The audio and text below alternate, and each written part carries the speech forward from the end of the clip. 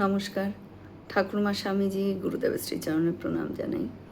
অমৃত রসিক শ্রীরামকৃষ্ণ, সেখান থেকে কিছুটা অংশ পড়ে শোনাচ্ছি।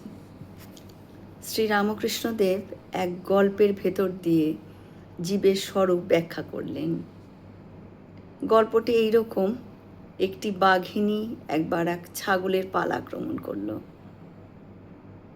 একজন ব্যাদ দূর থেকে দেখে তীরবিদ্ধ করে বাঘিনীটিকে মেরেও ফেলল। বাঘিনীটির পেটে ছিল বাচ্চা। মরে যাবার আগে বাঘিনীটির বাচ্চা প্রসব হয়ে গেল। সেই ব্যাঘ্র শাবকটি ছাগলগুলোর সঙ্গেই বড় হতে লাগলো। প্রথমে সে মা ছাগলের দুধ পান করতে লাগলো। তারপরে আরও একটু যখন বড় হলো, তখন ছাগলগুলোর সঙ্গে সেও ঘাস খেতে লাগলো। আবার ছাগলগুলোর মতন ভ্যা ভ্যা করে ডাকতেও লাগলো। কোনো জন্তু জানোয়ারের ছাগলের পাল আক্রমণ করলে বাঘের বাচ্চাটিও ছাগল ছানাটির সঙ্গেই ভয়ে দৌড়ে পালিয়ে যেতে থাকে। একদিন একটা ভয়ঙ্কর বাঘ ছাগলের পাল আক্রমণ করল।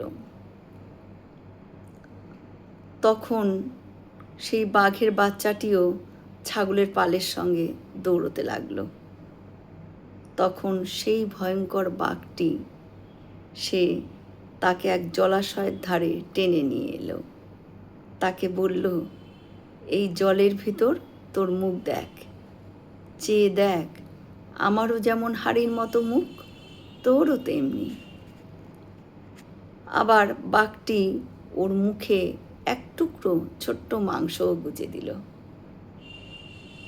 প্রথমে বাঘের বাচ্চাটি কোনো মতেই মাংস খেতে রাজি হলো না, কিন্তু সে জোর করে তার মুখে মাংস গুজে দিল। এরপর মাংসের স্বাদ পেয়ে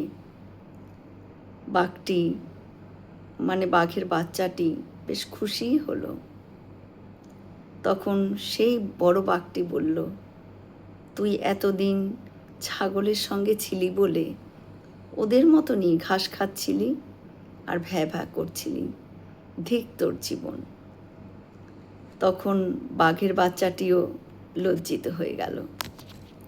সে ভাবল যে এতদিন সে কি না অন্যায় কাজ করে ফেলেছে। ঠিক আমাদের জীবনটাও একই রকম। ঠাকুর শ্রী রামকৃষ্ণদেব গল্পটি ব্যাখ্যা দিয়ে বলেছেন যে ঘাস খাওয়া হচ্ছে সংসারে কামিনী কাঞ্চন নিয়ে থাকা, আর ছাগলের মতন ভ্যাবা করা ডাকাটা হচ্ছে ভয় পালানো বা সামান্য জীবের মতন আচার ব্যবহার করা।